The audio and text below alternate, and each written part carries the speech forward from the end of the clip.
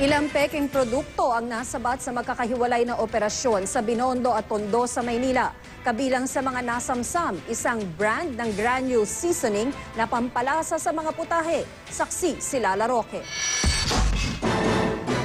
Sino mag-aakalang ang mga patok na granule seasoning na ito na nakita sa mga kahon? Peke pala! Natagpuan ng mga ito sa isang unit sa Cotauco Building sa Binondo, Maynila.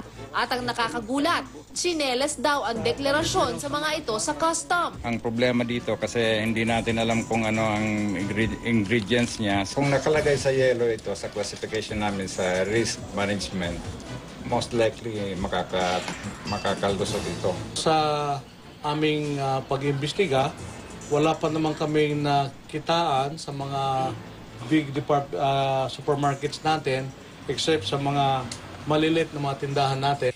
Di lang yan ang nasabat ng mga tauhan ng CIDG, NBI, Bureau of Customs at Intellectual Property Office ng DTI sa 4 na target kahapon at ngayong araw sa Binondo at Tondo. Sa malalaking negosyong nilusob, iba't ibang mga pineki mamahaling pantalon, t-shirt, jersey at iba pang garments ang nasamsam. Abot daw sa 700 milyong piso ang halaga ng mga nakumpiskang kontrabando mula sa 4 na mga target na inoperate sa loob ng 2 araw.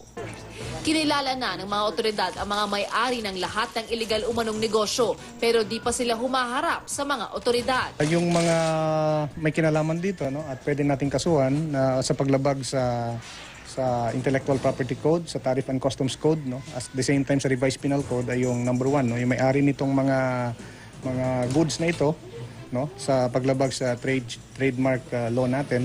Patuloy naman daw ang surveillance ng mga otoridad para mahuli ang mga nagbebenta ng iba pang kontrabando.